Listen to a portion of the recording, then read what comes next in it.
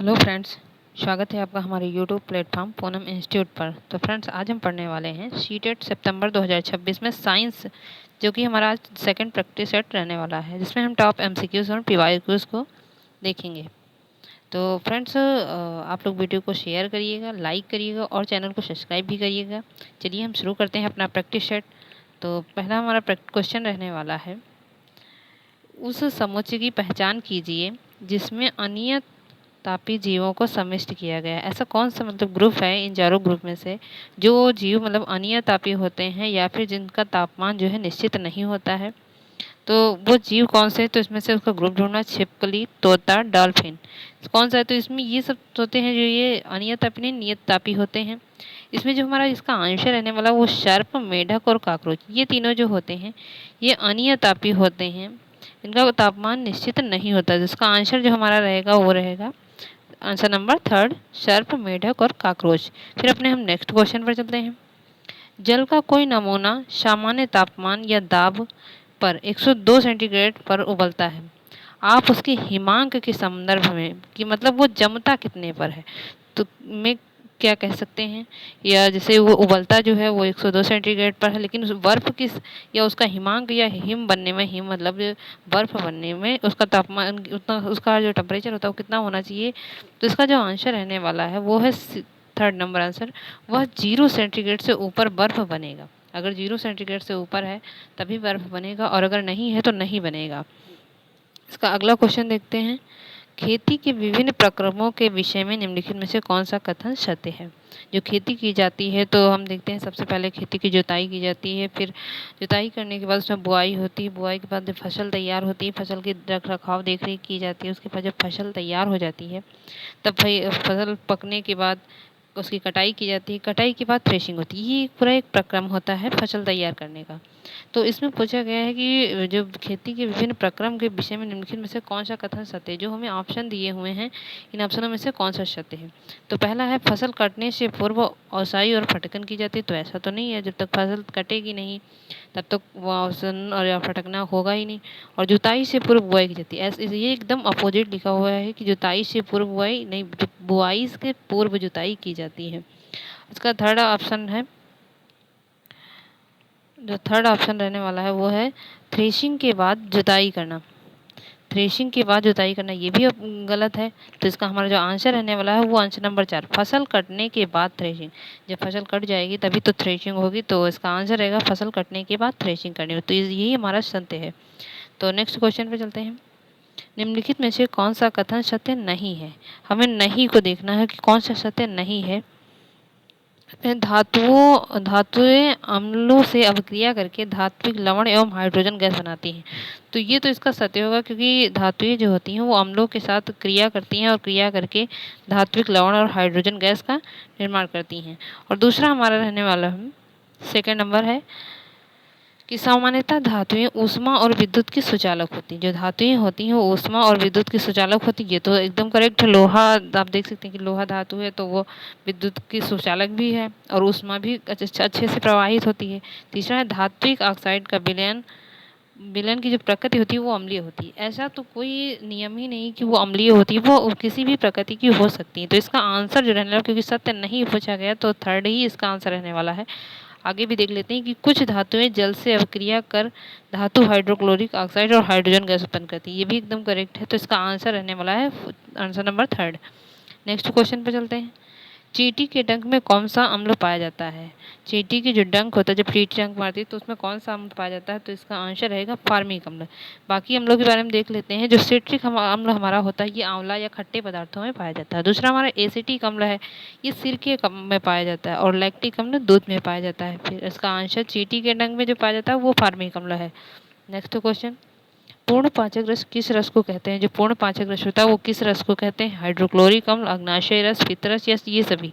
तो आंसर जो इसका रहेगा वो रहेगा अग्नाशयी रस। अग्नाशयी रस को पूर्ण पाचक रस कहते हैं। नेक्स्ट क्वेश्चन, निम्नलिखित में से कौन सा पदार्थों का एक समुच्चय जो क्षारीय प्रकृति का होता है? निम्नलिखित में से कौन सा ऐसा एक समुच्चय है या एक ऐसा ग्रुप है जो क्षारीय प्रकृति का है, जिसकी प्रकृति क्षारीय है, वो बेस है? टूथपेस्ट, इसमें टूथपेस्ट, शैम्पू, बेकिंग सोडा और सिरका। तो आप देखते हैं इसमें क्षारीय पूछा गया तो सिरका जो होता है ये हमारा अम्लीय हो जाता है, तो इसलिए ये ऑप्शन हमारा गलत होगा। दूसरा है खिड़की, मजाक या दही, मिल्क ऑफ मैग्नीशिया, नींबू का रस। तो इसमें भी देख सकते हैं कि नींबू का रस जो होता है ये अम्लीय होता है, ये भी ऑप्शन हमारा गलत है। तीसरा है कैलेमाइन, लोशन, शैम्पू, टूथपेस्ट और खिड़की मार्जक। जो खिड़की मार्जक है तो इसका आंसर जो हमारा रहने वाला है वो थर्ड ही रहेगा, क्योंकि ये सारे जो ऑप्शन दिए हुए हैं ये सभी जो हमारे हैं क्षारीय प्रकृति के हैं। लेकिन अगला देख लेते हैं हम, अगला भी जब हम देखते हैं तो मिल्क ऑफ मैग्नीशिया, अल्कोहल और नींबू का रस। नींबू का रस जो होता है ये अम्लीय होता है, तो इसका आंसर थर्ड होगा, क्योंकि ये सभी इसमें जो दिए हुए हैं वो क्षारीय प्रकृति के होते हैं। अब अपने नेक्स्ट क्वेश्चन पर चलते हैं। निम्नलिखित में से सही कथन को पहचानिए। जो इसमें से सही कथन है उसको पहचानना है, कौन सा सही है। तो एक उत्तल दर्पण सर्वदा वास्तविक प्रतिबिंब बनाता है, एक अवतल दर्पण सर्वदा आभासी प्रतिबिंब बनाता है, एक अवतल लेंस सर्वदा वास्तविक प्रतिबिंब बनाता है, या फिर एक उत्तल लेंस वास्तविक के साथ साथ आभासी प्रतिबिंब भी बनाता है। तो इसका करेक्ट आंसर क्या है, इसमें सही को पहचानना है कि सही कौन सा है। तो इसका आंसर हमारा रहने वाला है फर्स्ट, एक उत्तल दर्पण सर्वदा वास्तविक प्रतिबिंब बनाता है। अगले क्वेश्चन पर चलते हैं। क्या है, विद्यालय के एक बच्चे ने कमजोरी और मसूड़ों से रक्त बहने की शिकायत की। जब विद्यालय में जाते हैं तो बच्चों को जब टीचर पढ़ाते हैं तो बच्चे ने अपनी शिकायतें बताई कि बच्चे को कमजोरी है और उसके मसूड़ों से रक्त बहता है। तो ये शिकायत उसने की। तो निम्न में से किस अंतर्ग्रहण के वृद्धि में उसके सहायक है, कि कौन सी सलाह देना चाहिए कि जिससे कि उसके बॉडी में कमजोरी और मसूड़ों से रक्त बहना बंद हो जाए। तो इसमें ऐसा कौन सा चीज़ खाना चाहिए या उसे सेवन करना चाहिए। तो इसका जो आंसर रहेगा वो रहेगा दूध। इसके लिए दूध बहुत ज़रूरी होता है। अगर दूध है तो उसमें विटामिन्स होते हैं, प्रोटीन्स पाई जाती हैं, जिसके कारण ये सारी शिकायतें दूर हो सकती हैं। नेक्स्ट क्वेश्चन, निम्नलिखित में से कौन से जीव सहसंबंध को दर्शाते हैं। सहसंबंध मतलब जो साथ साथ संबंध दर्शाते हैं, कि अगर साथ में है तो एक दूसरे को लाभ ही होता है, कि ऐसा नहीं है कि एक को लाभ हुआ और एक हानि हुआ, दोनों को लाभ होना चाहिए, उसे ही हम सहसंबंध कहते हैं। तो ऑप्शन देखते हैं। मृत एवं सड़े गले से भोजन प्राप्त करना। जो सड़े गले जीव होते हैं, यहाँ पर जीव होगा, जीव भोजन प्राप्त करते हैं। एक जीव से दूसरे जीव से लाभ प्राप्त कर, एक जीव जो होता है वो दूसरे जीव से लाभ प्राप्त करे, तो ये तो सहसंबंध होगा नहीं, क्योंकि ये तो एक तरफ हो गया। ये वे जीव जो एक दूसरे को लाभान्वित करते हैं, या फिर जो जीव एक ही आवास में रहते हैं। तो इसमें सहसंबंध की बात की गई कि जो साथ साथ एक दूसरे से लाभान्वित हों। तो इसका आंसर जो रहने वाला वो है थर्ड नंबर, वे जीव जो एक दूसरे से लाभान्वित होते हैं। अगर साथ में रहते हैं तो एक दूसरे को लाभ ही होता है, किसी को नुकसान नहीं होता है। इसके अगले क्वेश्चन पर हम चलते हैं। निम्नलिखित में से किसका उपयोग एक भोजन परिरक्षक के रूप में नहीं किया जाता है।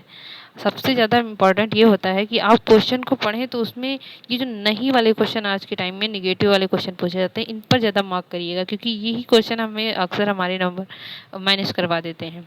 तो देखते हैं कि इसमें कौन सा नहीं है जो परिरक्षक के रूप में या भोजन को सुरक्षित रखने के रूप में इसका उपयोग नहीं किया जाता है। Sodium benzoate, sodium chloride, sodium hydroxide या सोडियम मेटाबाई सल्फाइड। तो इसमें से जो है वो नहीं यूज़ किया जाता है वो है सोडियम हाइड्रोक्साइड। इसका आंसर हमारा थर्ड रहने वाला है। सोडियम हाइड्रोक्साइड का जो है परिरक्षक के रूप में प्रयोग नहीं किया जाता है। नेक्स्ट क्वेश्चन पर चलते हैं। फ्रेंड्स, आप लोग वीडियो को लाइक और शेयर करते रहिए, चैनल को सब्सक्राइब भी करिए। और अगर आप लोग को बायोलॉजी को अच्छे से पढ़ना है तो मैंने अपनी चैनल पे कई वीडियोस अपलोड की हैं। आप एमसीक्यूज़ के माध्यम से उन वीडियो को पढ़ सकते हैं, वो आपके लिए हेल्पफुल होंगी। तो आगे चलते हैं। हमारा क्वेश्चन जो है, निम्न में से कौन सा एक कोशिकीय जीव नहीं है। तो कौन सा एक कोशिकीय जीव नहीं है। तो अमीबा, फफूंद, यूग्लिना, पैरामीशियम। तो जिसका आंसर है वो फफूंद। फफूंद एक कोशिकीय नहीं होती, ये बहुकोशिकीय होता है, जबकि अमीबा एक कोशिकीय, यूग्लिना एक कोशिकीय, पैरामीशियम भी एक कोशिकीय, जो कि प्रोटोजोआ है। नेक्स्ट क्वेश्चन, निम्नलिखित कथनों को पढ़िए और सही विकल्प का चयन करें। अभिकथन जो हमारा दिया हुआ है, विद्युत धारा एक सदिश राशि। क्या ऐसा है कि विद्युत धारा एक सदिश राशि है। तो विद्युत धारा एक सदिश राशि है। विद्युत धारा वह राशि है जिसके पास परिणाम के साथ साथ दिशा भी होती है। इसमें से कौन सा सही है। तो आप लोग बताइए कि इसमें से कौन सा सही है।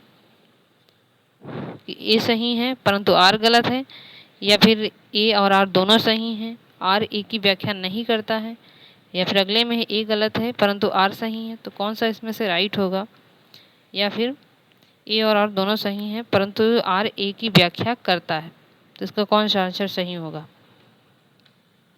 आप लोग बताइए।